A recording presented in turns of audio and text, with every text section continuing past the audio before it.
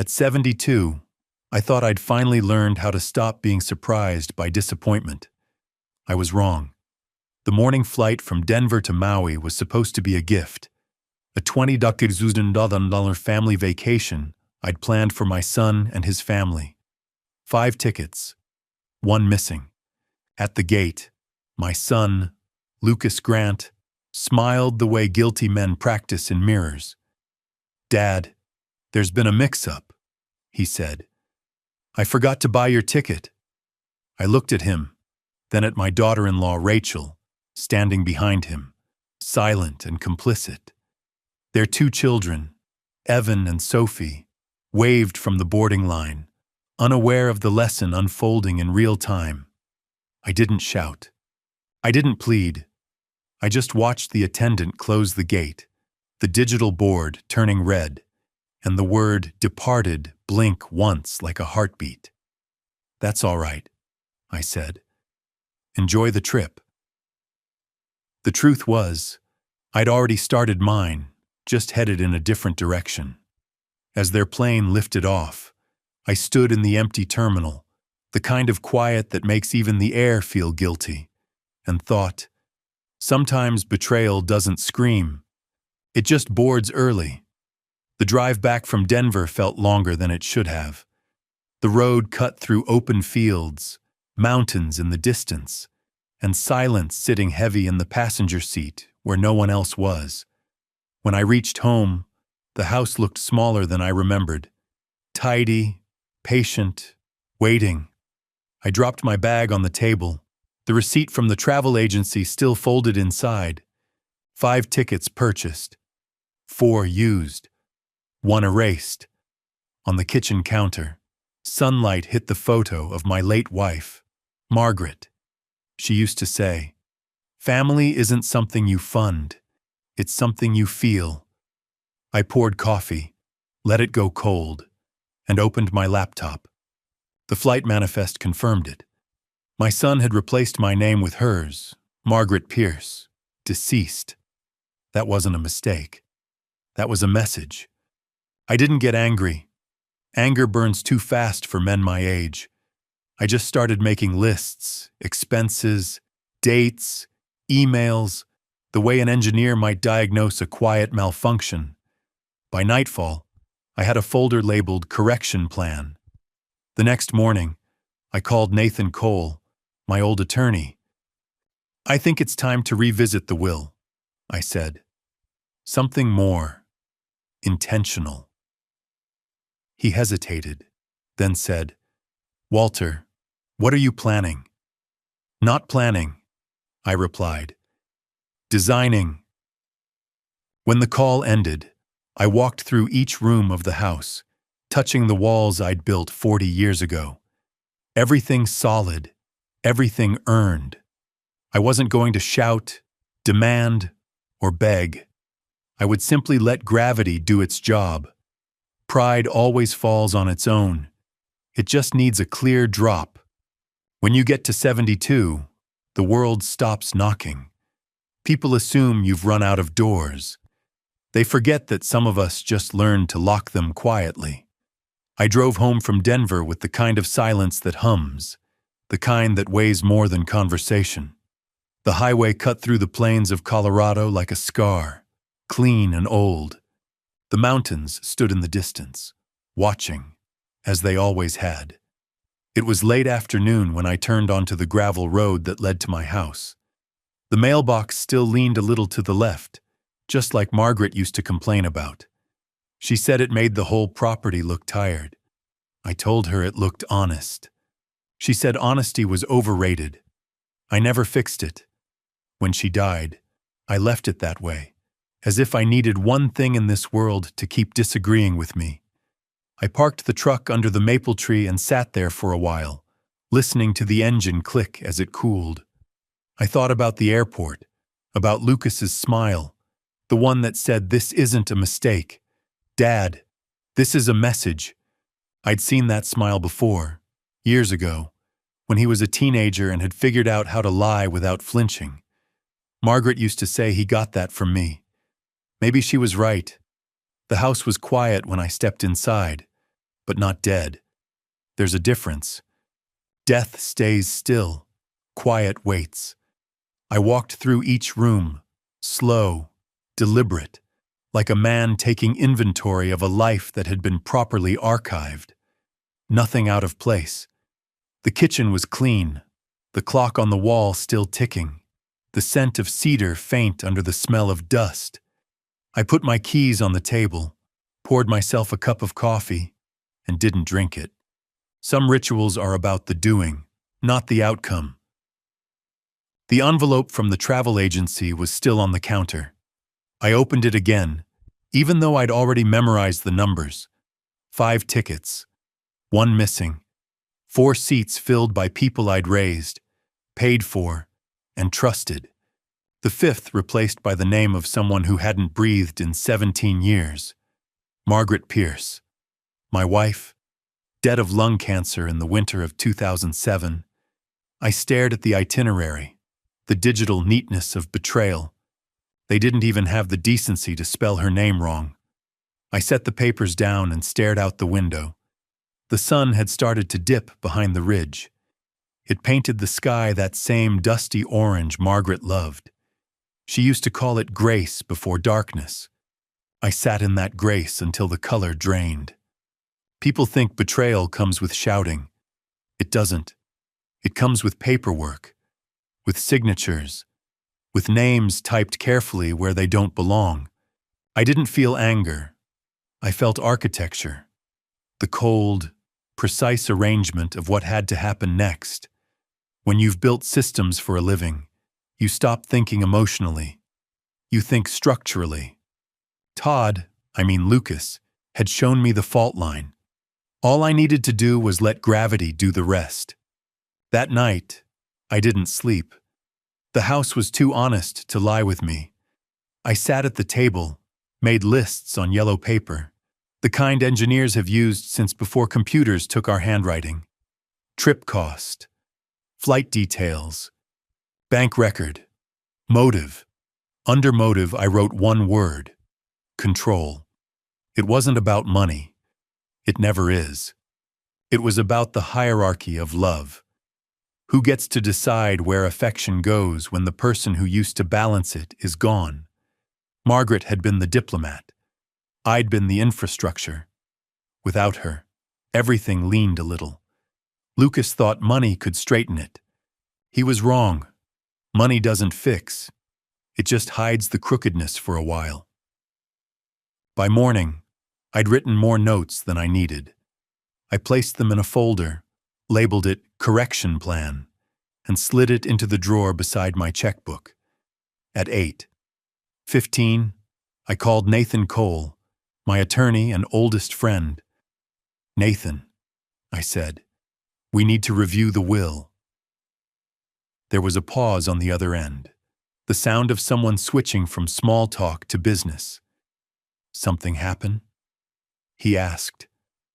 "Something stopped happening," I said. "Respect. You want to cut him out?" he asked carefully. "No," I said. "I want to teach him architecture." He sighed. "All right, Walter. I'll clear my morning tomorrow." When the call ended, I walked outside.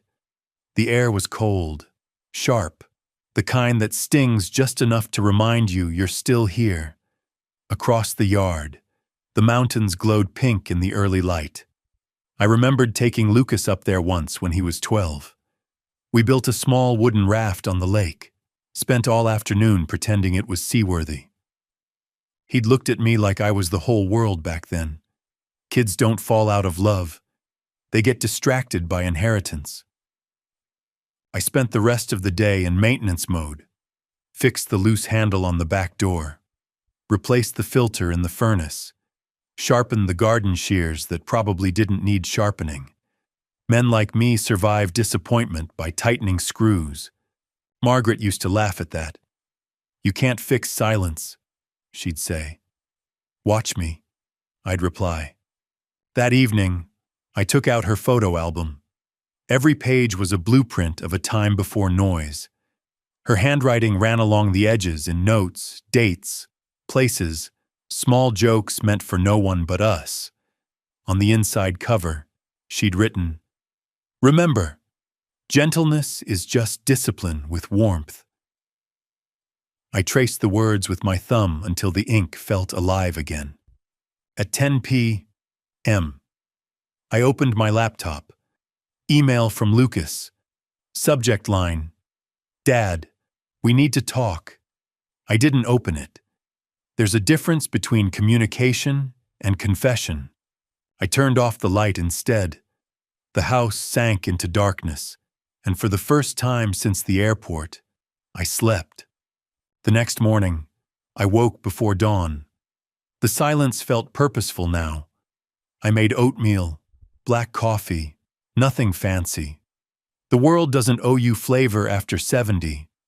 While I ate, I replayed the moment at the gate in my head. The way he'd said it. So casual. "I forgot to buy your ticket." Forgetfulness is the politest form of cruelty. I wondered if he rehearsed it. Probably not. People who hurt you that cleanly don't practice. They're just fluent. Around 9, Nathan arrived. He still drove the same old Buick, the kind of car that looked like it missed the 90s. "You sure you want to do this?" he asked before even sitting down.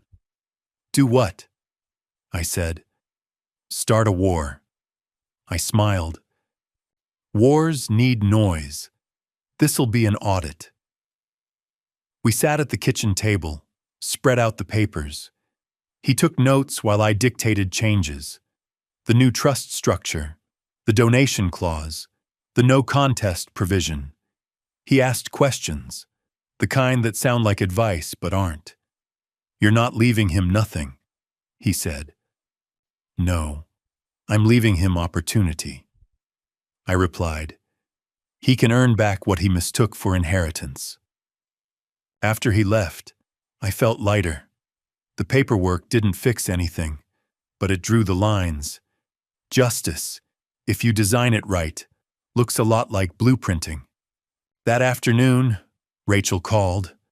Her number flashed across the screen, familiar but unwelcome. "Walter," she said, her tone sweet like it had calories. "Lucas feels awful. It was all a misunderstanding." "He said he forgot," I said. That's not misunderstanding. That's selective memory. He's been under pressure," she continued. "Work's been—" "Rachel," I interrupted, "you don't need to explain him to me. He's doing a fine job himself." She went quiet. "We just don't want you to think." "That I'm irrelevant," I said. Too late. I ended the call gently. The sun was setting again when I sat on the porch. The air smelled of pine and rain. Somewhere down the road, a neighbor's dog barked once, then stopped. The quiet stretched out, long and perfect. I thought about Margaret, about her favorite phrase, "Don't teach lessons. Build reminders." That's what I was doing. Reminding my son that generosity without gratitude turns into obligation, and obligation rots faster than wood.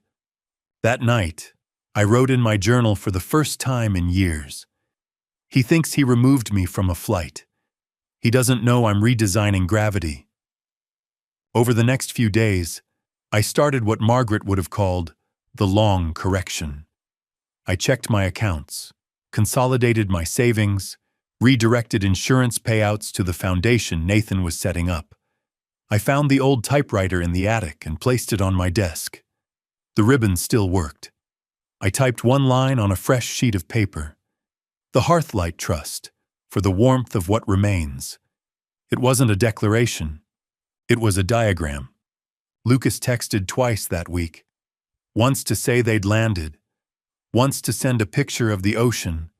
No apology, no acknowledgement, just proof of life. I didn't reply. People confuse silence with weakness. They forget it's the only state in which reflection happens. On the 7th day, I drove into town, bought lumber, nails, varnish, started repairing the porch steps. As I worked, I thought about how correction always looks like construction from the outside. A neighbor stopped by, a woman named Carol who'd lived down the road for 20 years. "Haven't seen Lucas around," she said. "Family trip," I replied. "Without you?" she asked. "Something like that." She frowned but didn't press. Older people know better than to touch someone else's quiet. By evening, the steps were new again, the varnish shining under the porch light. It felt symbolic, stability rebuilt by hand. I sat there until night swallowed the mountains. Somewhere far off, thunder rolled but didn't arrive. I took that as a promise. Storms always show up eventually, but they're never early. Inside, I poured myself a drink, whiskey neat. I raised the glass toward Margaret's picture. "Here's to blueprints," I said, "and to gravity doing its job." Then I drank to the silence that had become my best engineer. The next morning, I began drawing my red line, not with paint, but with structure and restraint. At 72, I no longer believed in apologies shaped like smiles. People don't change through promises. They change through boundaries. I brewed coffee, set the mug on the edge of the oak table scarred by decades of Margaret's elbows and mine, opened a black notebook, and wrote the title in block letters, "The Red Line." Underneath, I listed the tasks like an engineer designing morality into metal. Nathan, will, trust, no contest clause, capacity video. Dr. Keating, cognitive evaluation and written certification. Front Range Bank, revoke old authorizations, reset the safe deposit box, transfer assets into Hearthlight Trust. Insurance, change beneficiaries. Travel agency, cancel, reclaim, archive. Email, back up every message, create an evidence vault. Letter to Lucas, written boundary notice. House, rekey locks, update inventory, secure documents. When I finished, I sat still for a long time, listening to the clock grind out its steady rhythm. If you let time do its job long enough, you learn that justice is the most patient form of engineering ever invented. I drove to Nathan Cole's office in the small town down the ridge. The road shimmered with late winter sunlight. The mountains stood behind me like old auditors. Nathan was waiting at the door, silver suit, plum tie, the cautious expression of a man who already knew the answer to his own question. "You've decided then?" he asked. "I don't decide anger," I said. "I decide structure." We sat at the conference table, coffee rings fossilized in the glass top. I slid a folder toward him. Draft trust, account list, property ledger, a preliminary mission statement for the Hearthlight Trust, a fund that would stand as a correction, not a revenge. "No one is cast out of a warm house," I'd written, "unless they insist on opening the windows during winter." Nathan read in silence, nodding occasionally the way lawyers do when they've run out of better verbs. "You know what a no contest clause means," he said. "If Lucas sues, he forfeits everything." "I know," I replied. "Red lines don't need chalk." "The capacity videos," he said, "must be witnessed by both a notary and a physician." "I'll arrange both." "And a handwritten statement," he added. "Your voice, your words, no legal ghostwriting." "My voice hasn't retired," I said. We spent the whole morning drafting. Each paragraph felt less like paperwork and more like rebar. I read aloud every clause like a man reciting psalms. Transfer major assets into the Hearthlight Trust. Establish the Warm Grant Fund in Margaret's name for technical trade scholarships. Exclude Lucas from financial control but not from family contact. Invoke forfeiture upon contest. Designate Dr. Mo Keating as sole assessor of capacity. When we finished, a notary recorded the videos, me stating the date, address, purpose, consequences, and my own name without hesitation. I looked into the small lens as though it were history itself and said, I understand, I remember, I choose. When the witnesses left, Nathan poured water and asked something no lawyer is paid to ask. Does it hurt, Walter? Pain arrives fast and leaves fast, I said.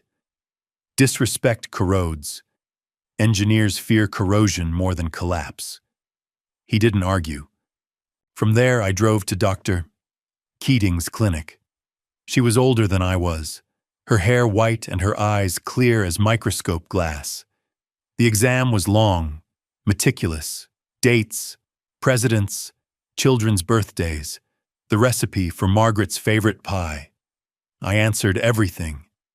Your mind, she said, smiling, runs like an old workshop, a bit noisy but exact. I asked for 2 signed letters, capacity certified, judgment intact, no mood disorder. Make it 3. She said. Keep one on your fridge door, so when you open it, you remember you approved yourself. Old doctors have a way of healing with irony. From the clinic, I went to Front Range Bank. The new clerk looked 15 years old. Ambition had polished the shine right out of his eyes. I asked for the branch manager, a careful man in a perfectly ironed shirt. Revoke all prior powers of attorney held by Lucas Grant, I said. Replace signature card, new vault, new keys, dual authorization alerts, and compliance oversight through trustee Nathan Cole. He hesitated. I'd reason for the change, Mr. Pierce. I've left the keys on the table too long, I said. Now I'd like to lock the drawer and hang the new keys where there's light. He didn't understand, but he nodded. Bureaucracy's version of faith. We signed 3 stacks of forms. Each stroke of the pen felt like carpentry, dull, repetitive, but necessary if you don't want the house to tilt. By evening, the wind had shifted. The birches in the yard whispered like pages being turned. I opened my laptop and created a folder titled Evidence. Inside it, I saved everything. Emails, texts, receipts, call logs, screenshots of the departure board turning from boarding to departed. I added a plain text file, event log, and began typing. 08:13, Denver NTL. Lucas said, forgot your ticket. 14, I replied, it's fine. Go ahead. 25, gate closed. 09:05, requested full cancellation. 10:42, email from Lucas. We'll talk later. 11:30, Rachel text. Mix up. 12:15, called Nathan. 15:10, cancellations complete. 17:50, archived all records. Structure steadies the hands. Anger shakes them. That night I wrote a letter to my son. Not a plea, an accounting. Lucas, you replaced my name with your mother's on an airline manifest. That's not a mix-up. That's a decision.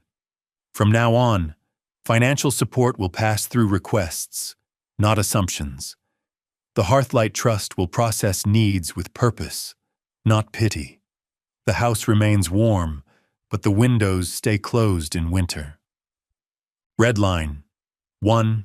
Never use the dead to fill paperwork. 2. Never take the children out of the county without notice. 3. No apologies by text. If you want to talk, come sit and let the silence finish first. 4. All disputes go through counsel, not dinner tables. 5. No one calls me a burden. The only burden here is snow, and I still shovel better than you. Dad, I left it overnight on the table. Words deserve cooling time before they harden. Thursday morning, Rachel called. I didn't answer. 4 voicemails came, each one a different flavor of performance. Family, misunderstanding, stress, feelings. I archived them, labeled by time, filed under patterns. I don't listen twice to noise. That afternoon I taped a note inside the cupboard door. Kindness isn't open borders. It's a door with good hinges. Margaret's words, now policy. By dusk, Nathan emailed the final documents, PDFs of the will, the trust, the no contest clause. He added a handwritten postscript, red line drawn. Now we wait for wind. I smiled. Wind is God's job, I wrote back. Roofs are mine. On the porch, I began sanding an old board for a bench. The wood was stubborn. Good lessons are. I remembered teaching Lucas at 8 how to guide sandpaper with the grains so it wouldn't splinter. He'd looked at me like I was a magician. Years later, he stopped asking questions. People don't stop asking because they know enough. They stop because they think they do. The clouds overhead drifted like an eraser smudging a blackboard. That night, I turned on the webcam and recorded another video. Not for the courts, just for memory. I'm Walter Pierce, I said, 72, in my home in Colorado. I am sane, aware, deliberate. I'm not trying to humiliate my son. I'm building a railing so he can cross back without falling. There's a difference between fences and prisons. I saved the file under journal. Maybe one day Evan or Sophie would find it. I hope they hear breathing instead of hammering. The following day, I visited the county clerk to file the updated documents. New healthcare proxy, emergency contact, revocations of prior powers of attorney. The clerk was an elderly woman with a leaf-shaped hair clip. She worked slowly, reverently. You'll also want to update tax office, home insurance, vehicle registration, she said. I thanked her and stepped into the square outside. In the center stood a bronze elk statue, anchored by 4 oversized bolts. Fear disguised as reinforcement. I laughed quietly. Engineers see the terror in the torque. That afternoon, I composed one email to Lucas, attaching a photo of the envelope I'd mailed certified. Subject, red line, not a wall. Body, boundaries aren't exile. They're insulation. If you wish to speak, come in person. The door opens Sunday, 9/11 a.m.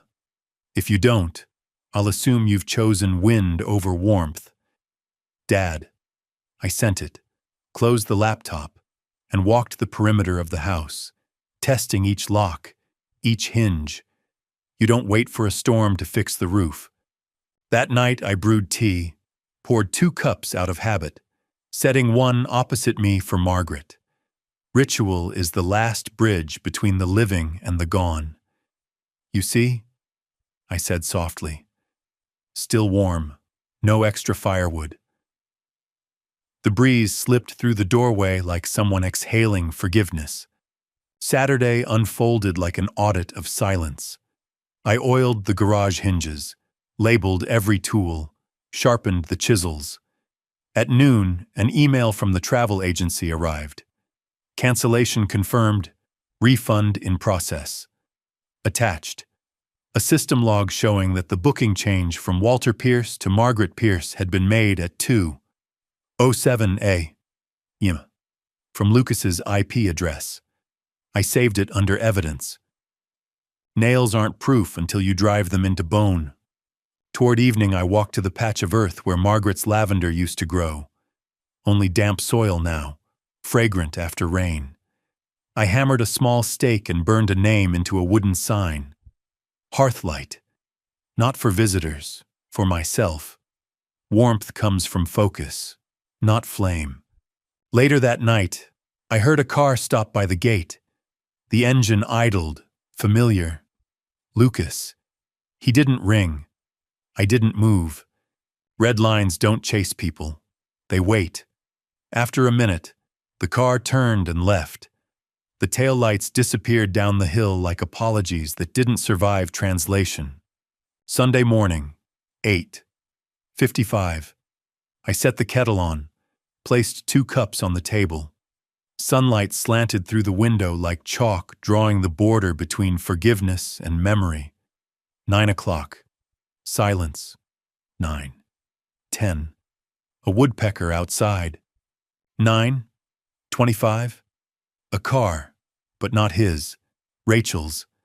She stepped onto the porch wearing a smile pressed flat by anxiety. I didn't invite her in. I pulled out a chair. There's a difference. She talked quickly, words without beginnings or endings. I listened the way one listens to distant rain. At the 10th minute, I raised my hand. "This isn't a courtroom," I said. "It's a kitchen. We only put things here that stay warm." She faltered. I poured tea, pushed a cup toward her. "The red line isn't a wall," I said. "It's the table's edge. Don't push the kettle off." She blinked, maybe realizing metaphors can be verdicts. "He's ashamed," she whispered. "Ashamed men do stupid things." "Then tell him to bring his stupidity here," I said. "I have enough towels to clean it." She bit her lip, nodded, left. When her car vanished behind the pines, I checked the clock. 10, 12. I stayed on the porch another 30 minutes, letting the house hear me breathe. Then I went inside and locked the door quietly. By afternoon, Nathan texted. "All filings received. Monday we notarize. Keating delivered 2 letters. She wants to hand you the 3rd personally." I replied, "Good. I'm entering the silence phase." He sent back a single period. Lawyer's version of a nod. Dusk came early. I turned on the porch light. The yellow glow spilled across the steps like a wool blanket. In that light, I placed the letter to Lucas on the corner of the table so its edge aligned perfectly with the wood grain. Line meeting line. Red line complete. Now gravity would handle the rest. 3 weeks after I drew the red line, the envelope arrived. Thick, official, deliberate. The county seal pressed into the cream paper like a bruise. Petition for guardianship. I stood under the Colorado sun, reading the title the way an engineer studies a crack. He's long predicted, but still wishes not to see. Petitioners. Lucas Grant and Rachel Grant. They were asking the court to declare me mentally incompetent, to seize control of my estate, my accounts, my home, everything I'd built with hands steadier than their signatures. I carried the envelope inside, set it beside the teapot, and the 2nd cup I still kept ready for Margaret. A habit that kept a bridge between the living and the gone. And opened it slowly, not because my hands shook, but because I wanted to hear every rasp of paper against paper. Justice, when it speaks, uses texture, not volume. The filing was 11 pages long. The language was predictable. Confused, impulsive spending, subject to undue influence, memory lapses, a collage of adjectives rehearsed in Rachel's kitchen, where she'd practiced the tone of pity like a second language. I underlined their exaggerations, circled the omissions. Nathan's voice from weeks ago echoed in my head. "They'll try to prove you don't know what you're doing." My answer then still stood. "Then we'll show them I do." Anger didn't come, only calibration, the quiet correction of a level after a small tremor. I called Nathan. "It's begun," I said. On the other end, the exhale of a man who'd weathered too many storms but still folded his shirts properly. "You say nothing to them," he instructed. "All communication through me. Assume every call is a microphone." "I already do," I said. glancing toward the webcam resting in its corner like an eye that blinked only when it mattered. After hanging up, I pulled the black notebook from the drawer, flipped to the red line, and wrote beneath it, Phase 2, let truth wear a suit. I stared at the phrase for a while. Suit made me think of Lucas's corporate armor, shoulders too wide, sleeves too long, smile too tight. Truth doesn't need padding. It just needs to stand upright. I began what I called my silent intake, scanning each page of the petition, saving files with time-stamped names inside the new folder, Evidence Court. Then I opened Event Log and typed 8-7, envelope received. 8-12, photographed envelope and seal. 08-20, called Nathan. 08-35, created folder court. 09, finished reading page 5. I poured tea, watched the steam rise. A single vertical line in air. People think justice runs horizontally across life. It doesn't. It drops straight down, returning everything to its proper weight. Then I called Dr. Keating. Her voice was as clear as lab glass. I need a sworn certification of capacity, I said. Score sheets, standards, signature, date, and, if possible, one observational note in plain English. She chuckled. Walter, you're inviting them into the workshop to show the machine still runs, aren't you? I am, I said. And I want the oil fresh when they arrive. We set an appointment for that afternoon. She promised 2 signed copies and a third for a recorded statement. Before leaving, I opened the small wooden box engraved Hearthlight. Inside lay a pair of silver cufflinks I never wore but polished every month. Their surface caught the morning light and fractured my reflection. Margaret used to say, light doesn't fix cracks. It just shows you where to apply the glue. I smiled. Light was about to show the court where straight lines belonged. At 10, the phone rang. Rachel. I let it play out, her voice moist with performance. Dad, it's all a misunderstanding. We're just trying to protect. I didn't finish listening. I saved the voicemail, archived it under Evidence Voicemail, named it by timestamp. I don't work with hot apologies. Words need cooling time to hold their shape. I wrote Nathan a 1-page letter listing the contradictions in the petition. They accused me of reckless spending, yet every large withdrawal was to fund the trust. They claimed I was under undue influence, yet every meeting was with people who'd known me for decades. They said I was confused about dates. Though I logged every day to the minute, they cited risk of scams, while my own son had used his IP address to change an airline ticket into the name of a dead woman. I underlined the last line before signing. They're not afraid of my mind. They're afraid of my memory. I scanned it, emailed Nathan the PDF, and pinned the paper copy on the corkboard like a key left in plain sight. At noon, I drove to Dr. Keating's clinic. Her office was all white walls and pine scent, a window framing the black pines on the ridge. She ran the tests again. Backward digit span, clock drawing, 3 unrelated nouns, recall of a news passage, the exact ratio of butter to flour in Margaret's pie recipe. When I finished, she nodded. Your workshop still hums. It hums just loud enough to scare off thieves, I said. She laughed, printed the letter, signed, stamped, and let me add 1 line. No indication of undue influence. Patient demonstrates full understanding of legal consequences of estate decisions. She initialed beside it and clipped the pages with a small leaf-shaped paperclip, like the one worn by the county clerk last week. To keep it from blowing away, she said. We recorded a short video statement. I read the date, address, purpose, results, And the closing line, "I understand." I remember, I choose. The camera caught a man who didn't need to shout to be heard, so on the way home, I stopped at Front Range Bank for certified statements. The manager asked if something was wrong. "Just a few bolts loosening," I said. "I'd rather the roof not rattle when the wind comes." He smiled politely. Understanding wasn't required.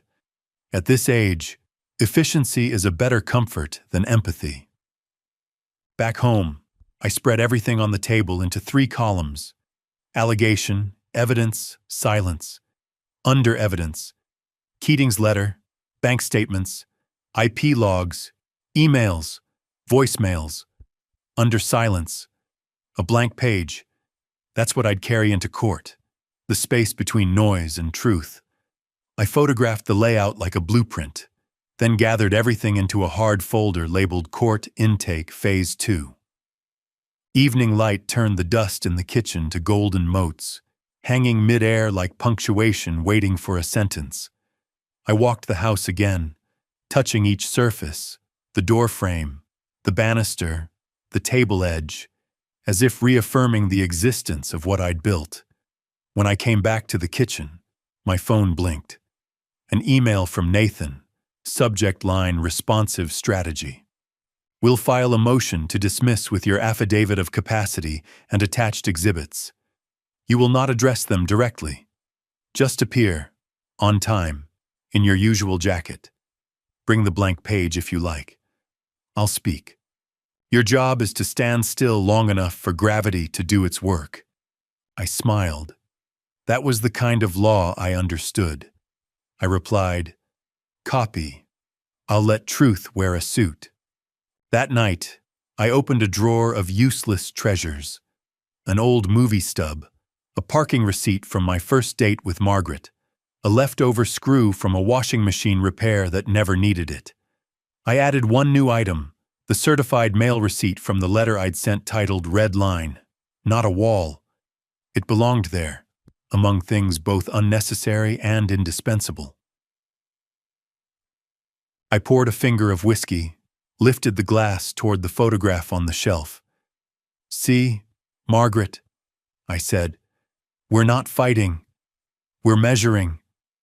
Outside, the wind shifted, bringing the faint scent of mountain snow.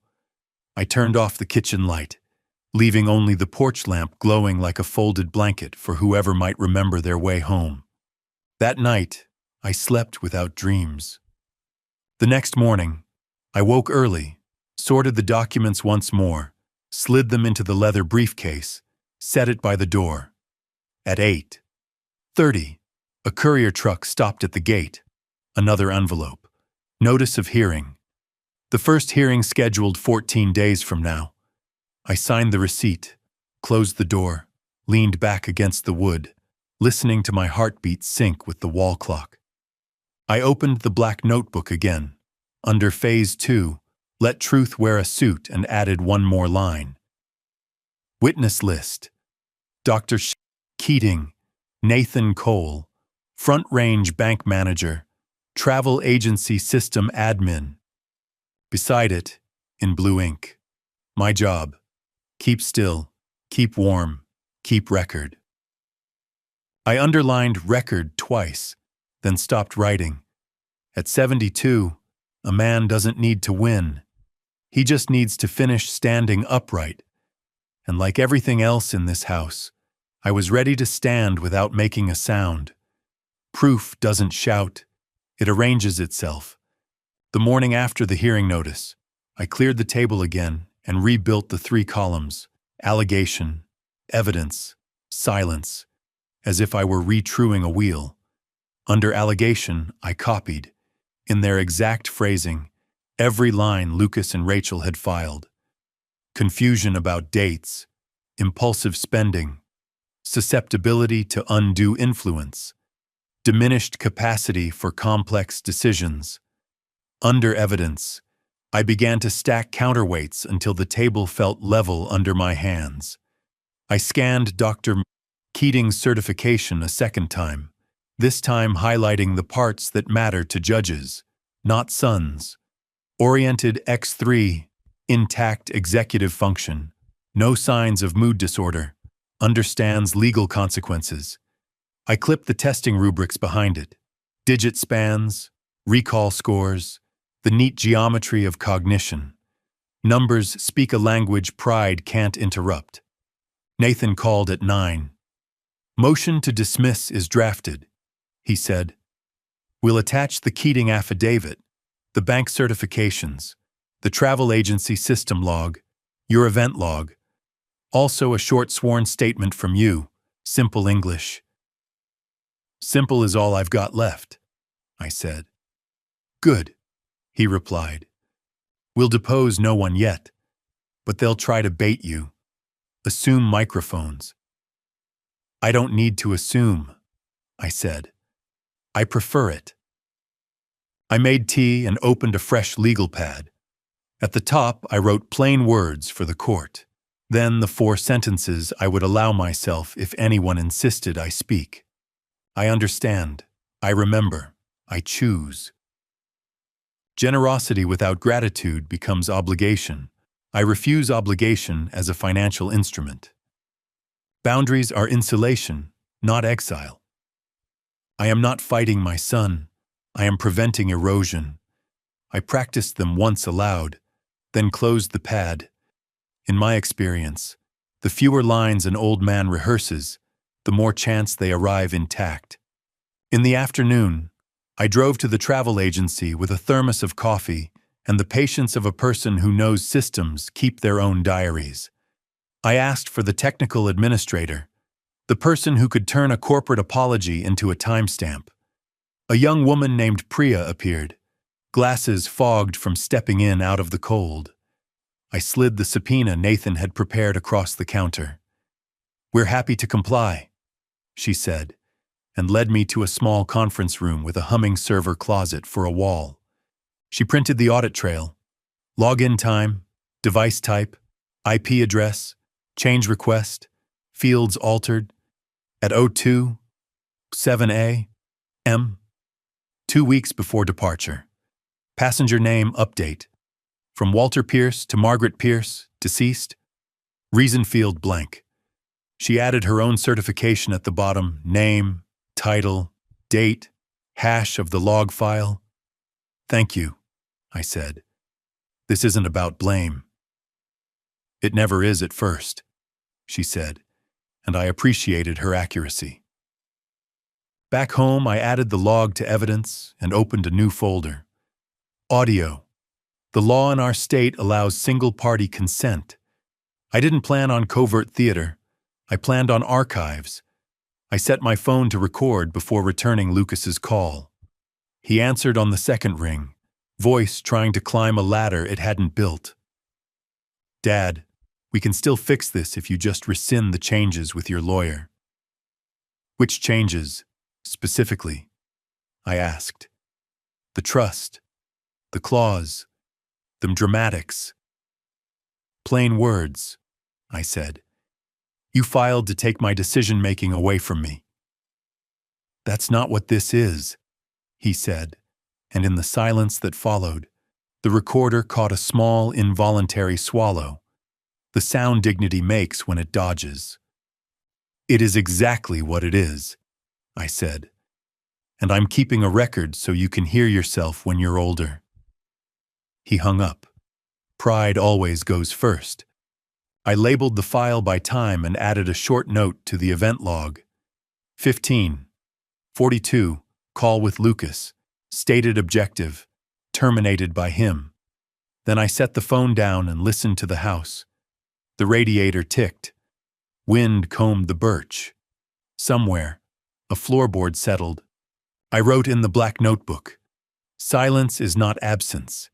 It is a controlled environment. The following day, Nathan insisted we run a mock cross-examination in his office. He played opposing counsel, and I played a man with nothing to prove. Mr. Pierce, he began, isn't it true you've been making impulsive financial decisions? No, I said. I've been making protective ones. Isn't it true you are under the influence of your attorney? I sought advice and understood it. Influence is what happens when you don't. Do you recall missing a medical appointment last fall? Yes, I said. I called ahead and rescheduled. I keep the printout. I slid the printout across the table. Nathan nodded, but did not smile. Real preparation never flatters. And why did you record your son? Because memory fails pride first, I said. Recordings help families when they finally choose hindsight. He put his pen down and looked at me the way a man looks at a finished joint in carpentry, checking for wobble. One more, he said. Do you still love your son? Enough to stand still, I said, and long enough to remember what we're standing on. He closed the file. We'll be fine, he said, but they will escalate before they fold. Expect social pressure, friends calling, relatives. Don't argue. Archive. I've converted my doorbell to a camera, I said. Good, he replied. Let truth wear glass as well as a suit. I walked home as the blue hour pooled in the streets. At the gate, I found an unmarked card tucked under the latch. Inside, a single line in Lucas's cramped hand. You're making this harder than it has to be. I placed it under the lamp, photographed it, then slid it into the drawer with the movie stub and the parking receipt. Sentences like that don't survive exposure. They bleach into clarity. Under the photo, I typed, message received without envelope, content vague, tone coercive. Accuracy is how old men stay kind. On Friday, Dr. Keating emailed to ask if the court would require a live statement. I can attend if needed, she wrote. I prefer the workbench to the theater, but I can bring my tools. I thanked her and asked for one more line in the certification, an observation from within the last 48 hours. Patient arrived on time, drove himself, displayed appropriate affect, asked relevant questions regarding legal standards. She added it, initialed again. The signature looked like the steady EKG of someone who had outlived her own mistakes. Saturday brought the relatives. They don't enter as people at first. They arrive as weather. A cousin I hadn't heard from in a decade called to say Lucas was worried sick. An in-law texted a prayer hands emoji followed by a paragraph about honoring children. I read everything once, saved nothing that didn't contain a fact, then stacked firewood until my arms remembered where strength comes from. In the evening, I took Margaret's pie recipe from the drawer and baked it for the first time in years. Butter, flour, salt, water. Ratios are the closest thing we have to forgiveness.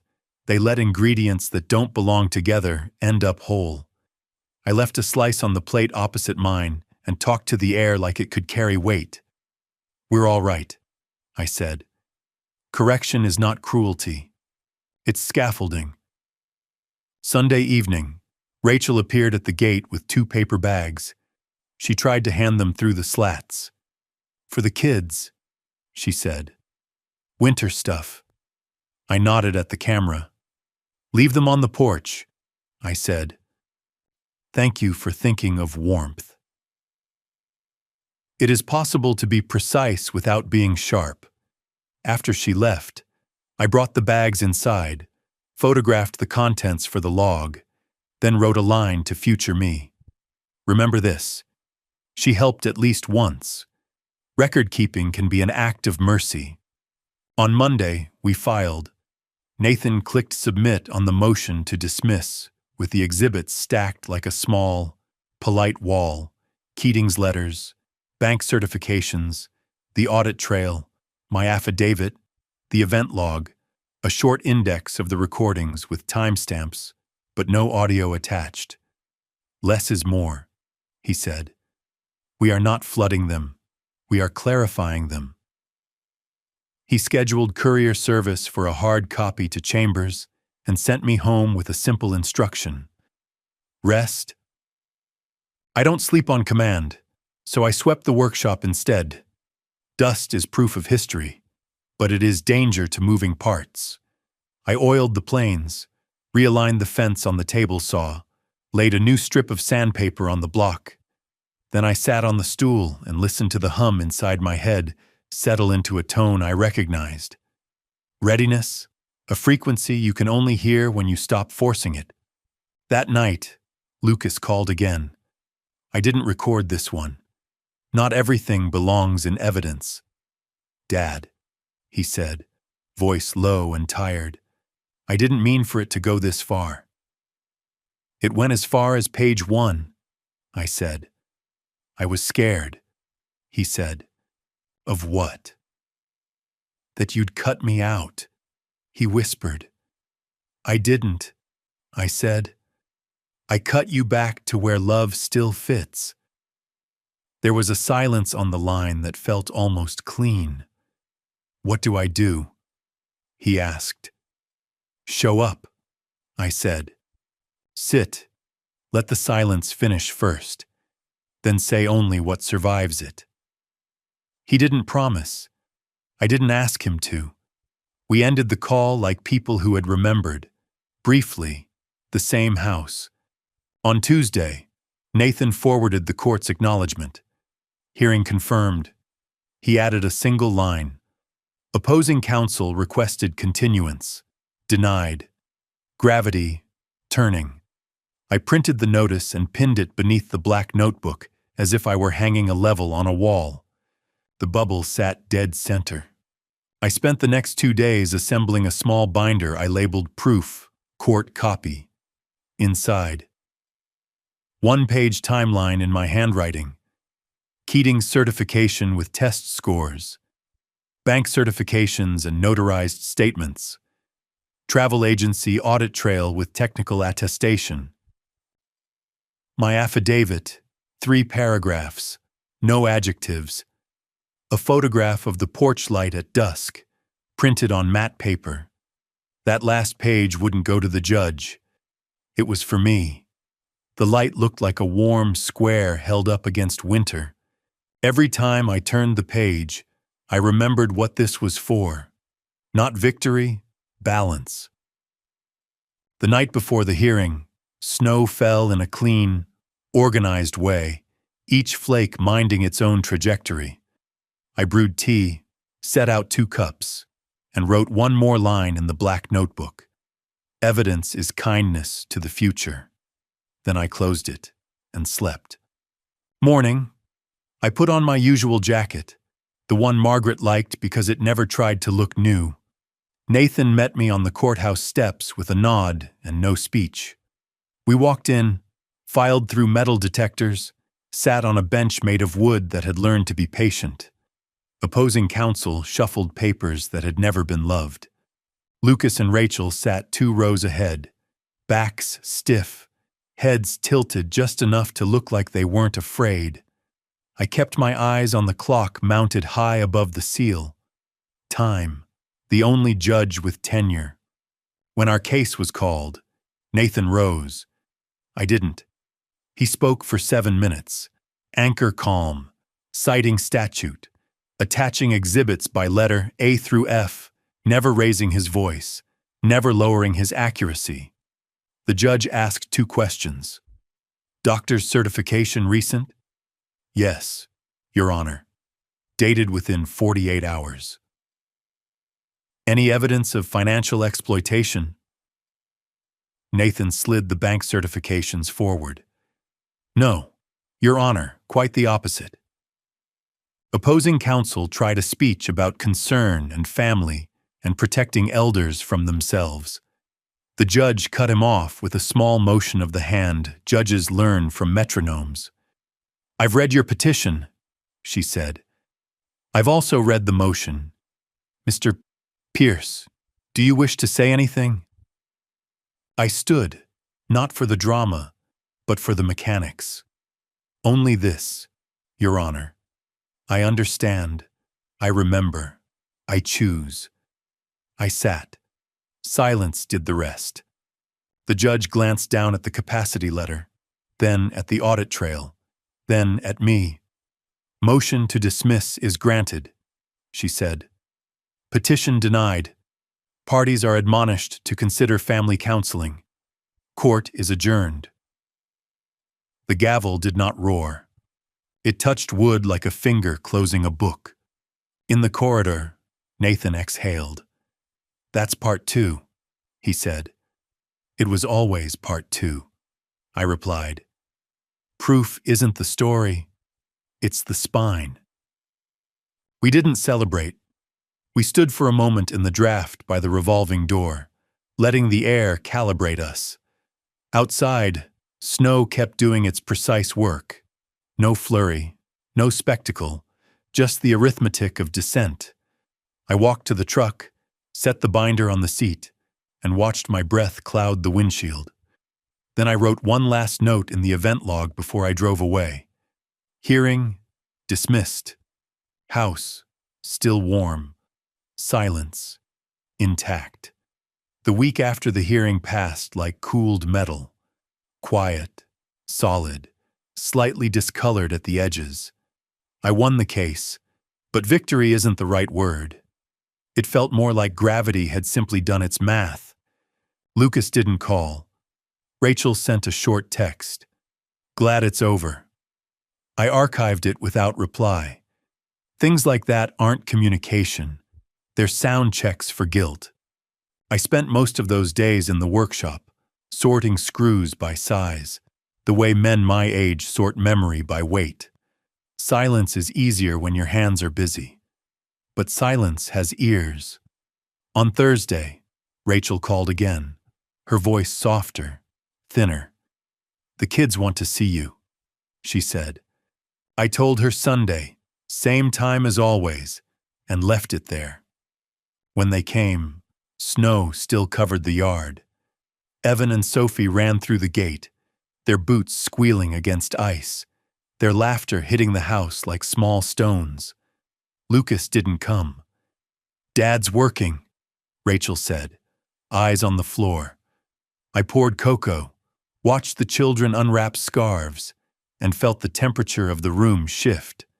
Familiar warmth, but something underneath it offbeat, like a string out of tune. While Sophie set up her crayons on the rug, I noticed Evan moving slower than usual. He held his wrist awkwardly, hiding it in the sleeve of his sweater. You hurt yourself? I asked. He froze, then tried a quick smile. It's fine. Grandpa, Dad says I need to toughen up. The sleeve slipped back for a second. A deep purple band circled his wrist, the kind you don't get from falling. Time slowed. Some silences are immediate decisions. How long has it been there? I asked. He shrugged. A few days. Rachel turned from the sink, voice tight. He's exaggerating. It's nothing serious. I didn't argue. I just nodded and passed Evan the cup of cocoa, my hand steady, my mind already building a new column in the notebook, moral evidence. After they left, I cleaned the cups, wiped the table, and sat for a long time staring at the wood grain. Margaret used to say, there are two kinds of love, the kind that holds and the kind that presses too hard. I knew which one my son had learned. That night, I opened the event log and typed, Observation, child, Evan, age 10, visible bruise on wrist, possible cause, disciplinary force.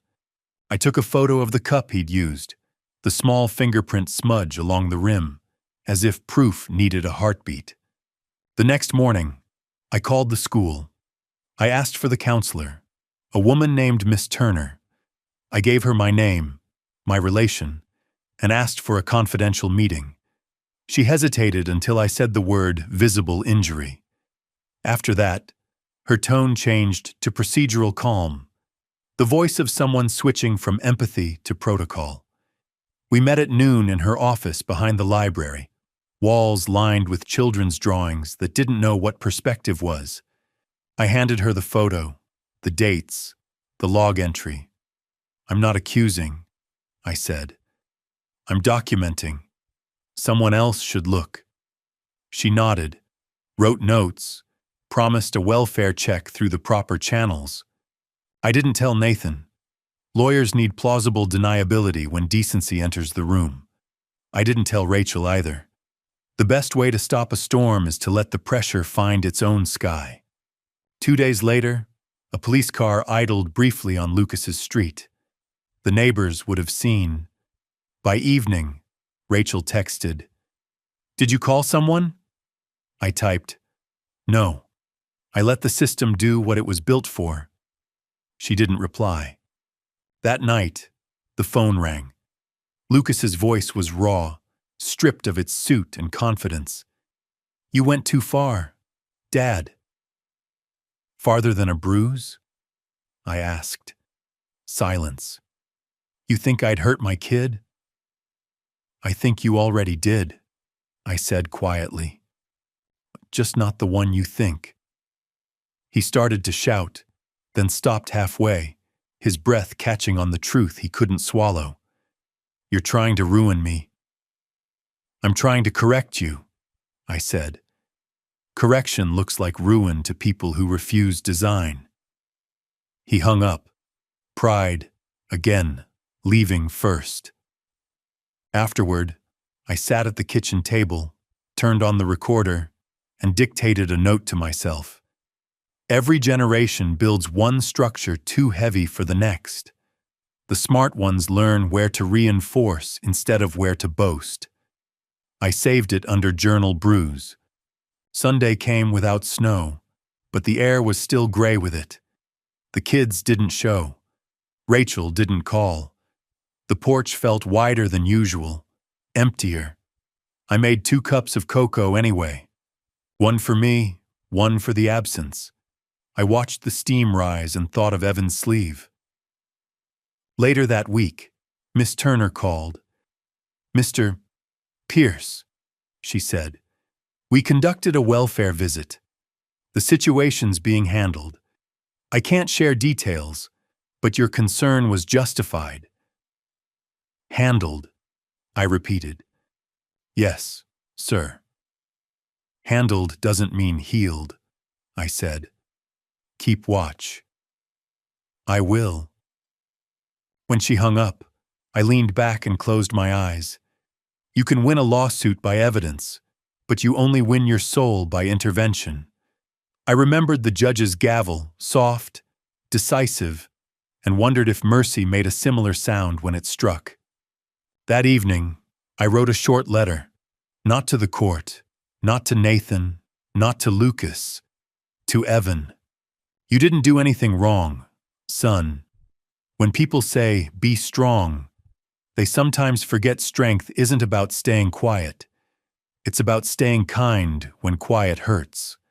The world will ask you to forgive people faster than they ask them to change. Take your time. Real strength waits. I didn't send it. Letters like that are bridges built in fog. They only work when the other side is ready. The house stayed still for days. Then, one afternoon, a small envelope slid under the front door. No return address, just my name in a child's handwriting. Inside was a drawing, a bird with its wings half spread, standing over a nest, rain coming down. Underneath, one word written in uneven blue marker: safe. I sat there a long time, holding that drawing, the world around me reduced to the sound of my own breath. In that moment, proof became irrelevant. What mattered was continuity, the idea that even a bruised branch can grow straight again if the gardener's hand is steady enough. I pinned the drawing on the corkboard above the red line. Below it, I wrote one last note in the event log. Correction reached Generation 3, silence holding. Then I turned off the light. The house didn't creak. It just breathed. They set the hearing for a Wednesday in March, a month when Colorado still pretends to be winter even after the calendar insists otherwise. Snow clung to the shoulders of the courthouse like a habit it couldn't break. I parked 2 blocks away, early enough to watch the light crawl down the limestone facade, early enough to remember what punctuality used to mean before people confused it with obedience.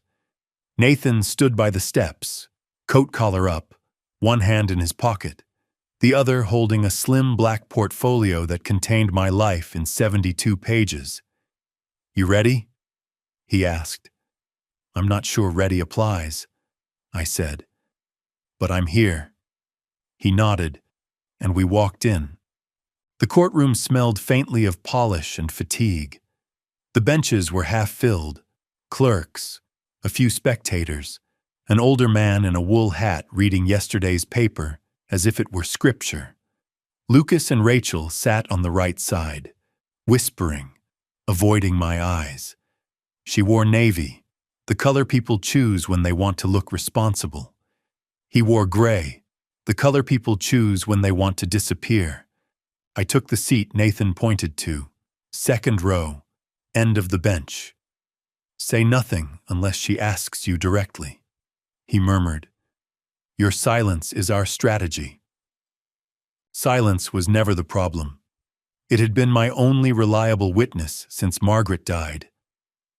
The judge entered, a woman in her late 50s with hair pulled tight and glasses that magnified both impatience and intellect.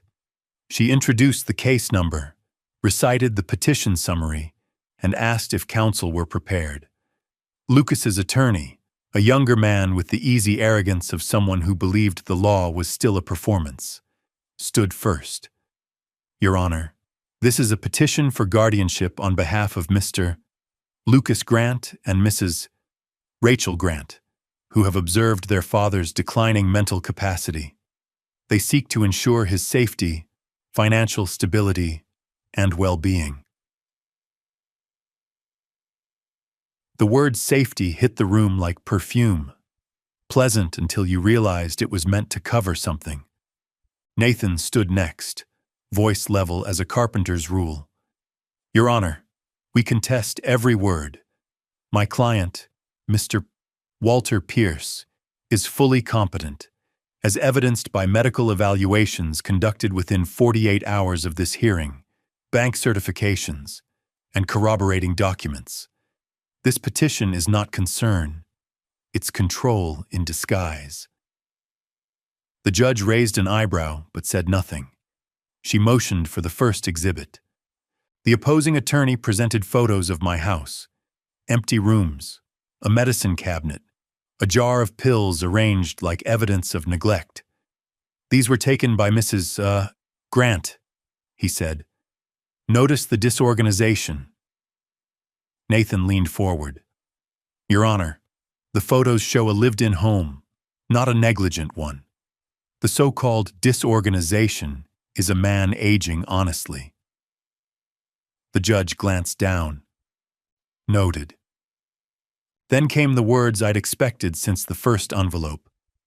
"We also submit testimony from family acquaintances who report erratic behavior and memory lapses." 2 neighbors, faces half familiar, stood and read prepared statements. "He talks to himself," one said. "He leaves the porch light on all night." I almost smiled. Talking to myself was how I kept my thoughts from corroding, and the porch light had become my quiet rebellion against darkness. Nathan didn't object. He let the noise fill the room like air before a storm, then spoke softly. "May I, Your Honor?" The judge nodded. He handed her a document, a single page bearing Dr. Keating's letterhead. Exhibit B. Full capacity evaluation. Dated March 9th. Includes cognitive testing, insight assessment, and a physician's oath. It concludes, and I quote, "Mr. Pierce demonstrates intact executive function, full decision-making capacity, and no evidence of undue influence." He paused, letting the ink dry in everyone's mind. The judge read the first lines, adjusted her glasses, and nodded once. The opposing counsel tried to recover, switching tone. "We don't dispute the doctor's professionalism, but competence can fluctuate. This is about protecting him before something happens." Nathan replied without heat. "So your position is to imprison a man preemptively?" The attorney blinked. The judge cut in. "Mr. Cole, stay within relevance." Nathan inclined his head. "Yes, Your Honor. The relevance is that fear is not a medical diagnosis." They called Rachel next. She walked to the stand with the careful steps of someone performing sincerity. Her voice trembled on schedule. "I love my father-in-law. He's just not himself lately. He forgets conversations. He spends hours alone, building lists no one understands. We only want what's best for him." I wanted to stand, to tell her that every list had purpose, that every word was a brick in a structure designed to outlast her pity. But Nathan's hand on my sleeve said not yet. Then Lucas took the stand. For a second, I almost didn't recognize him. His suit hung wrong, his face paler than I remembered, the old certainty gone like varnish stripped from wood. "Dad's always been proud," he said. "But lately, he's changed. He's distant. He refuses help. I tried to manage his bills, and he accused me of theft. We're worried he's not safe alone." The courtroom murmured, that familiar human hum that mistakes comfort for credibility. Nathan stood slowly. "Mr. Grant, you said your father accused you of theft. Can you clarify what transaction he was referring to?" Lucas swallowed. "It was the vacation funds. Hawaii." "Right," Nathan said, nodding. "The trip where you replaced his name with your late mother's on a ticket manifest?" A ripple moved through the benches. The judge looked up. Lucas froze, his lips parting like a door that forgot why it was opening. "That was a mistake," he said. "And you logged into the account at 2 a.m. from your own IP address?" His attorney objected. "Irrelevant." "Overruled," the judge said. "Answer the question." Lucas's voice dropped. "Yes." "No further questions," Nathan said, sitting down as though he'd just finished balancing an equation. The judge turned to me. "Mr. Pierce, I'll allow you to speak briefly if you wish." I rose, not to defend, but to calibrate. "Your Honor," I said, "I understand. I remember. I choose." The judge studied me for a moment, then looked back at the petitioners. "Motion to dismiss is granted." "Petition denied. I recommend the parties pursue counseling rather than litigation." She struck the gavel once, softly, as if ending a conversation rather than a case. The sound was small, but it carried the weight of an entire family's gravity shifting. Outside, Nathan exhaled. "That's done," he said. "They might not apologize, but they'll retreat." "Retreat isn't correction," I said. "It's pause." "Then take the pause," he said. We stepped into the cold. Snow had begun to fall again, light as ash. Lucas and Rachel stood at the bottom of the steps, arguing quietly. I walked past them without a word. Rachel called after me, "He's your son!" As if biology were the same thing as trust. I didn't turn. That night, the house greeted me with its usual creaks, its faithful thermostat hum. I hung my coat, poured whiskey, and opened the event log. March 14th, court dismissed. Truth intact. Family uncertain. I wrote one more line underneath. Silence held under pressure. No cracks detected. The next morning, I woke before sunrise. The air smelled of snow melting on the roof, a faint metallic scent, clean and temporary. I brewed coffee and sat by the window, watching light return to the ridge. Somewhere out there, my son was learning what consequence sounded like when spoken in his own voice. At 10, the phone rang. Nathan. The clerk forwarded an official copy of the dismissal. The judge added a note to the record. Petition appeared motivated by conflict of interest rather than medical concern. That's rare. Justice leaves fingerprints, I said. Even on paperwork. He chuckled. She liked you. I didn't give her a reason not to. After the call, I went to the workshop, cleared the table, and took out the blueprint tube where I kept my oldest designs.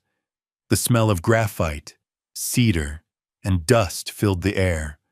I unrolled a drawing I'd made decades ago, a suspension bridge over a canyon no one had ever built.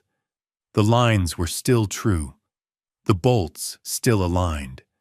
Margaret had loved that design. She said it looked like forgiveness suspended by precision. I added a note in the corner. Forgiveness requires maintenance. By afternoon, Rachel texted again. Can we talk? I typed back. Not yet. The right conversations need foundation, not impulse. That evening, as twilight thinned over the mountains, I saw a car slow near the gate. Lucas. He didn't come in. He just sat there, engine running, headlights on the porch like a pair of waiting eyes. After a minute, the car backed away, turning toward town. I stood in the doorway, hands in my pockets, feeling the kind of sadness that doesn't sting. It just folds itself neatly, waiting for later use. I slept, but not deeply. Around 3 a.m. I woke and went to the kitchen for water. The house felt alive, timber breathing, wind brushing against glass. I thought of the judge's voice, the final line she'd said as she left the bench. Family counseling is advised. She didn't know that counseling had already started, quietly, in the places where sound couldn't follow. In the morning, I drove to Dr. Keating's clinic to drop off a small box of chocolates. For professionalism, I told the receptionist. Keating came out, surprised. You didn't have to. Maybe not, I said. But gratitude is also documentation. She smiled. You should teach that. I'm trying, I said. The student's just stubborn. Back home, I found another envelope waiting in the mailbox. This one smaller, handwritten, Lucas's messy scrawl. Inside was a single sheet. I shouldn't have done it. I don't know how to fix it. L. I placed it under the drawing of the bridge and wrote beneath it in pencil. Start by holding weight. The following days returned to routine. I cooked, repaired the porch light, answered no calls from journalists who'd heard whispers of an elder competence case in a quiet county. The story wasn't theirs to tell. Justice, real justice, never trends. It balances. One evening, while cleaning the kitchen, I noticed Evan's drawing still pinned on the corkboard. The bird shielding its nest. Beneath it, Margaret's old note. Kindness isn't weakness. It's design with warmth.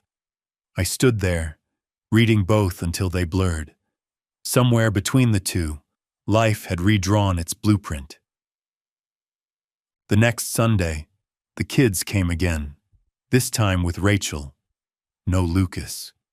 Evan ran into the yard, sleeve loose but unbruised.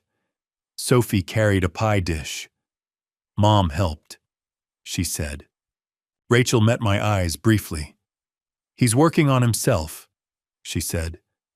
Good, I answered. Work's the only apology that lasts.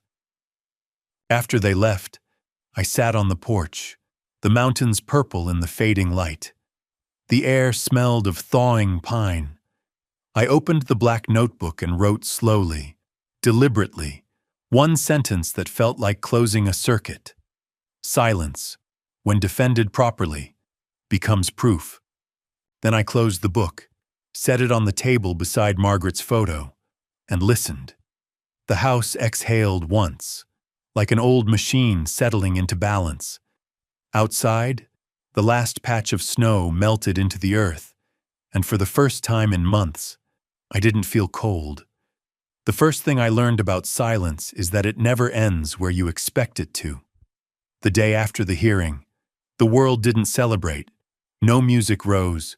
No redemption monologue appeared at the edge of the credits.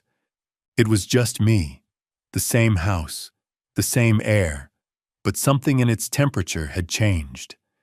The storm had passed without thunder. Even justice, when done quietly, leaves no echo, only a pressure shift. I didn't hear from Lucas for nearly 2 weeks. Rachel sent one short message. He's taking time. That was fine. Time was a better teacher than I ever was. I spent those days repairing what small things could still be mended. The loose hinge on the porch door, the cracked teacup Margaret used to favor, the frayed cord on the lamp in the den. Every act of maintenance felt like a moral rehearsal, fixing without anger, repairing without demand. The body follows what the mind rehearses. When the phone finally rang, it wasn't Lucas. It was the social worker assigned to Evan's welfare case. Her tone was careful, balanced between formality and compassion. Mr. Pierce, I wanted to let you know the inquiry has concluded. The report confirms minor physical harm, no ongoing risk. Your grandson is attending school counseling. The case will remain open for observation. Thank you, I said. I thought you'd like to know, she replied. I already did, I said. But it's good to have it in writing. That evening, I went to the porch and watched the sunset smear itself thin across the horizon. The maple tree creaked in the wind like an old friend clearing his throat.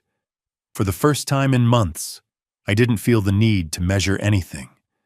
The numbers had done their job. Stillness had won its argument. A few days later, I found a letter in the mailbox, no return address, just my name in a handwriting I recognized from years of signed report cards. Inside was a single line. I didn't know how far it would go. I'm sorry. I turned the page over, half expecting more. There was none. I set it down beside Margaret's photograph and said aloud, "That's far enough for now." Nathan called that afternoon. "How are you holding up?" "Balanced," I said. Lucas reached out. He told me. He wants to meet, says he's ready to talk about restitution, not just apology. Then tell him to come Sunday morning, I said. Same time as always. Sunday came with the smell of thawed soil, and the sky carried that quiet kind of brightness that only follows snow. Lucas's car rolled up the driveway, slower than before, headlights off though the sun hadn't fully risen. He stepped out, no tie, no briefcase, just a man with both hands visible. He looked older, like the arrogance had finally drained from his bloodstream. "Dad," he said, voice rough. "Coffee's ready," I replied. We sat at the kitchen table. The steam from our cups rose between us like a third participant. He stared at it before speaking. "I messed everything up." "Yes," I said. "I thought I was protecting the family." "You were protecting control," I said. "Families don't need guards. They need gardeners." He nodded slowly, eyes down. "Rachel's still angry. About the case. About the welfare visit." "She's allowed that," I said. "Anger's just truth taking its time." He looked up, Do you hate me? No, I said. Hate's maintenance heavy. I prefer distance. For a while, we just sat, drinking coffee that had already gone cold. Then he said, "What happens now?" Now? I said. Now we practice humility. Repetition's the only way it sticks. He laughed once, small, unsure. You sound like Mom. I always did, I said. After he left, I wrote in the black notebook. The system corrected the file. The man must now correct himself. The following week, Nathan finalized the legal paperwork for something I'd designed months earlier but hadn't yet activated. The Hearthlight Trust. The trust would take official ownership of my assets, house, savings, and the small pension I drew from my engineering firm, and reassign them to a board composed of 3 people: Nathan, Dr. Keating, and a community trustee yet to be appointed. Lucas would have no control, but he would have visibility. Transparency without power. Nathan called it. Mercy with receipts, I replied. When I told Lucas about it, he didn't argue. It's fair, he said.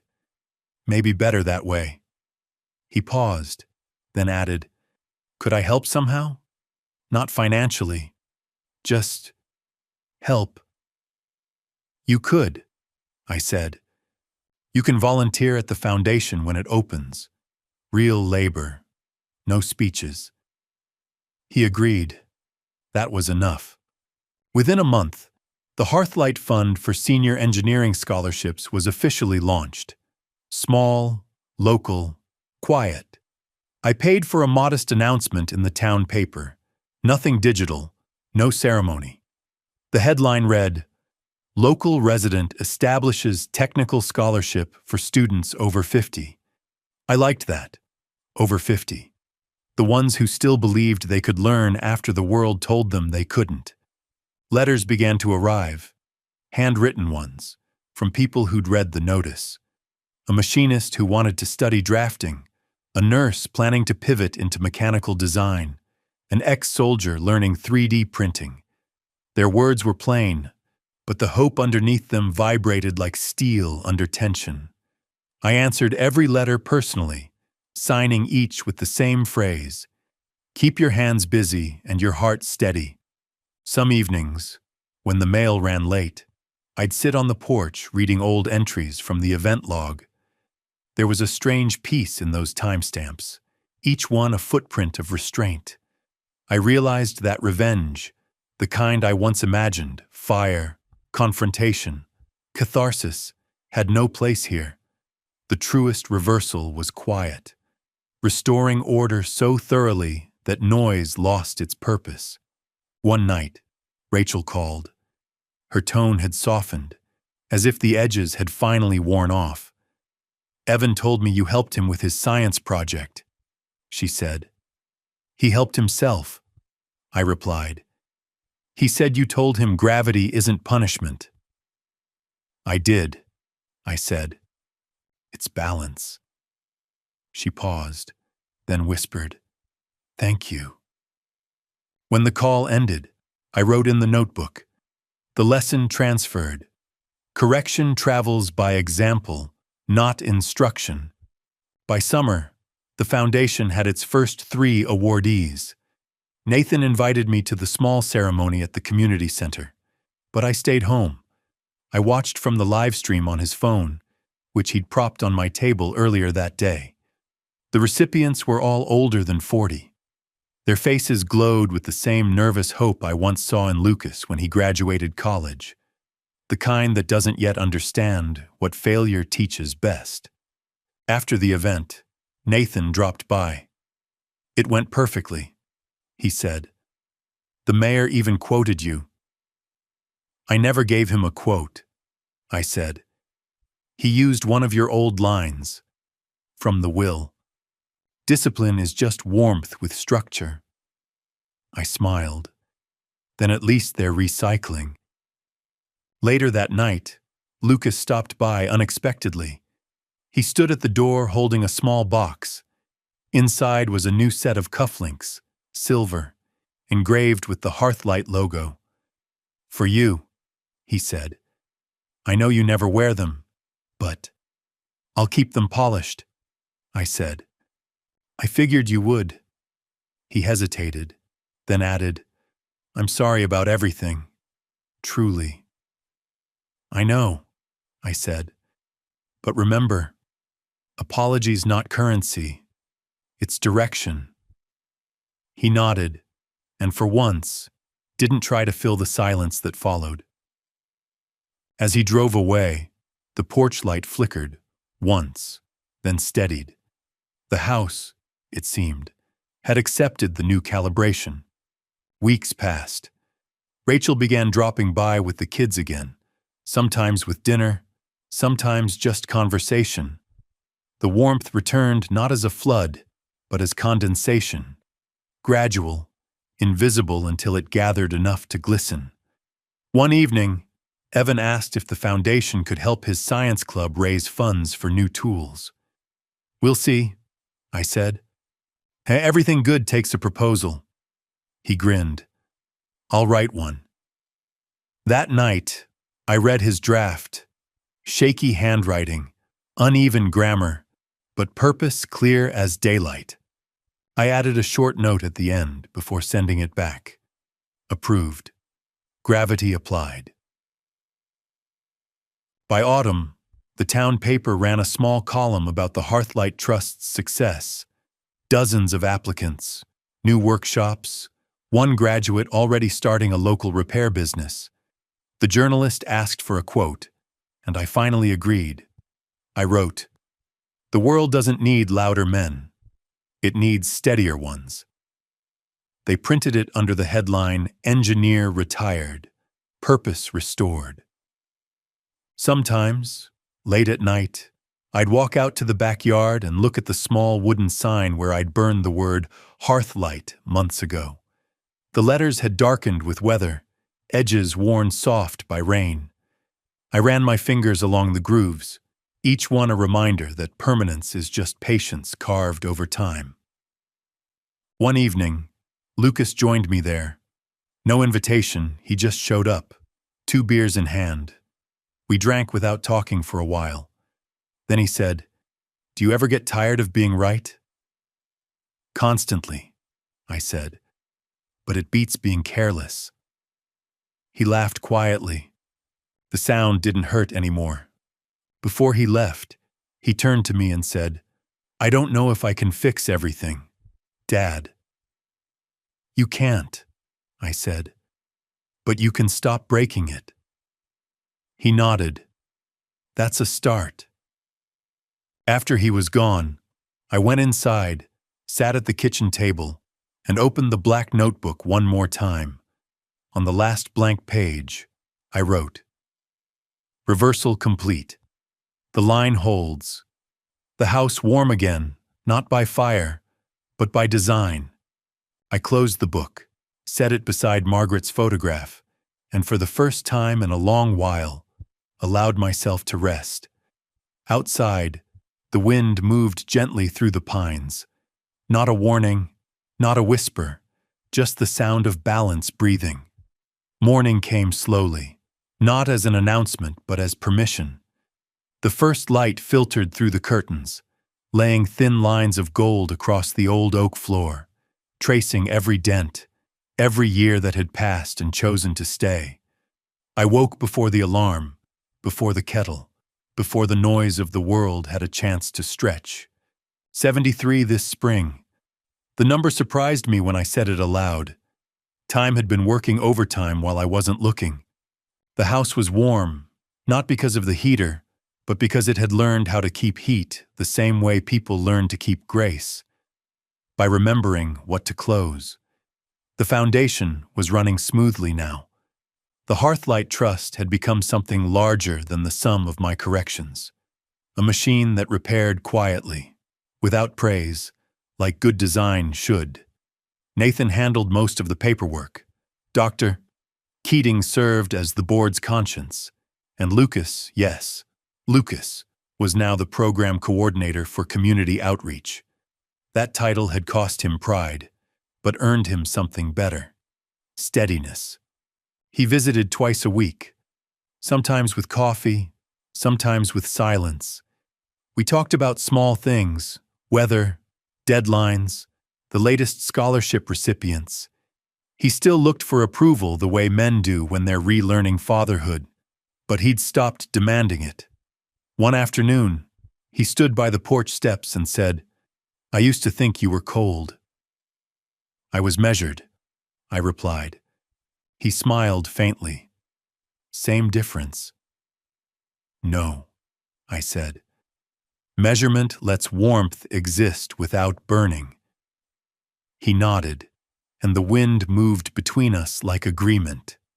Rachel brought the kids most Sundays. They'd grown taller. Even their laughter had new weight. Evan showed me his latest science fair ribbon.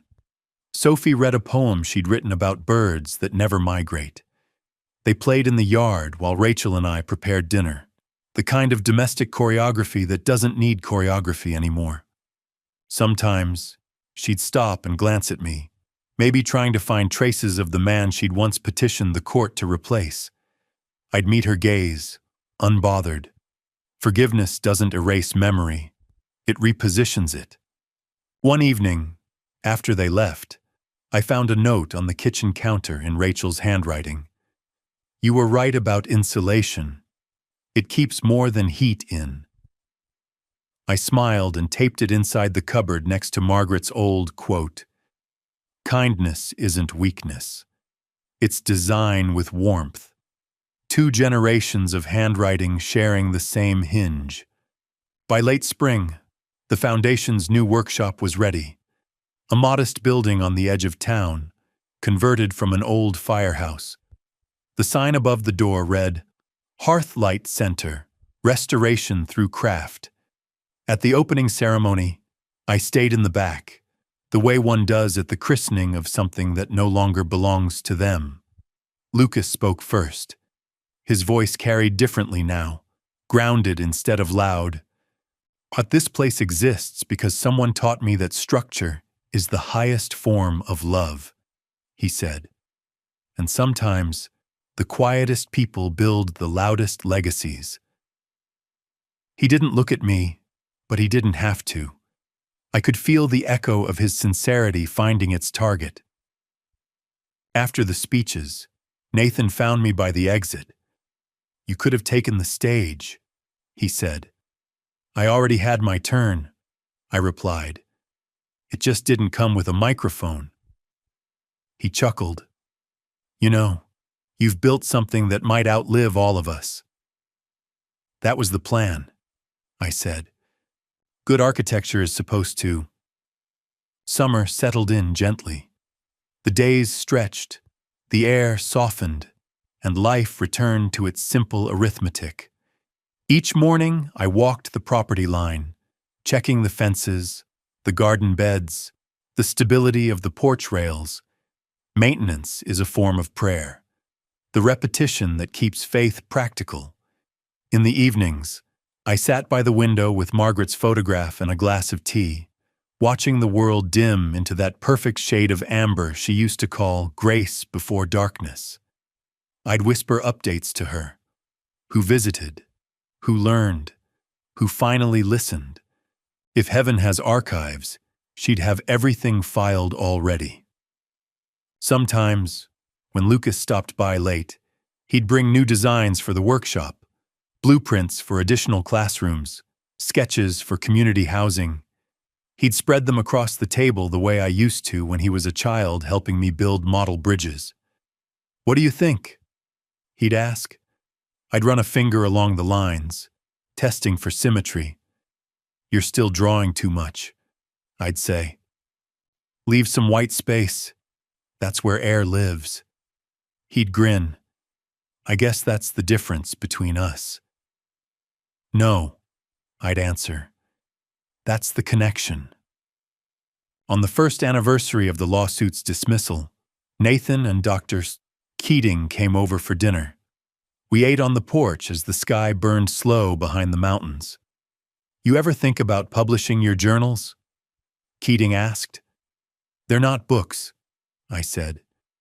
They're calibration logs. Nathan raised his glass.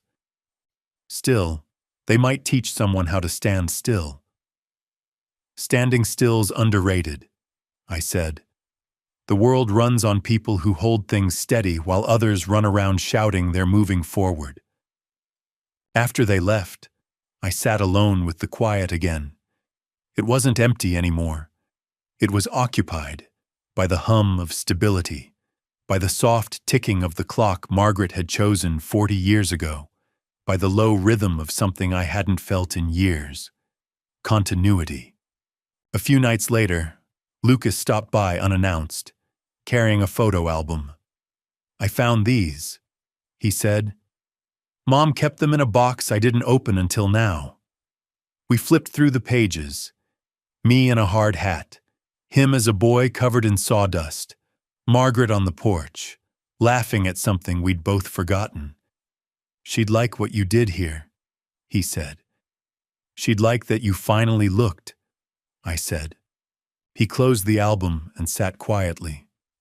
Do you ever think you were too hard on me? He asked. Yes, I said, but not hard enough to break you. He looked out the window. You know, for a long time I thought revenge was about winning. And now? Now I think it's about restoring what's true. That's close enough to the right answer, I said. When he left, he took the album with him. That was good. Some memories belong to those still learning what to do with them. As autumn arrived, the maple leaves turned copper and orange, the yard filling with soft sound as they fell. The world was returning to its cycles, and I found comfort in the predictability. One afternoon, Evan and Sophie helped me rake. Grandpa, Sophie asked, what does hearthlight mean? It means the warmth you make, not the warmth you find, I said. Evan nodded as if he understood. Maybe he did. Children often understand before language ruins it. That evening, after they'd gone, I stood by the porch railing, the cold creeping in around the edges of the day. The house glowed behind me, light spilling through the windows like proof that gentleness could be engineered. I thought about the word home. It used to mean walls and roof. Now it meant structure and grace. Boundaries still existed, but they no longer hurt. They simply held. Inside, I wrote one last line in the black notebook that had followed me through every correction, every silence, every small act of justice. The house is warm, the air balanced. The red line faded into the blueprint. I closed the book, placed it beside the photograph, and let the room breathe around me. Outside, snow began to fall again, soft, almost apologetic, covering the ground in a thin, forgiving layer of white. The furnace clicked once, then steadied. I poured one final cup of tea and sat by the window. Across the yard, the old wooden sign still read, Hearthlight, its letters darkened by weather but unbroken. The porch light reflected off it, gold on gold, until it looked almost alive. I whispered into the quiet, not to anyone in particular. We did it right this time. The wind answered softly through the birch trees, a voice that sounded a little like Margaret's and a little like time itself. And for the first time since everything began, I realized that revenge, when done properly, doesn't end with triumph. It ends with warmth. At dawn, a pelican glided over the lake behind the house, its reflection tracing the water like a signature. Walter watched from the porch, coffee in hand, and whispered, "Balance isn't given, it's built." The bird vanished into the light, leaving only stillness that knew his name.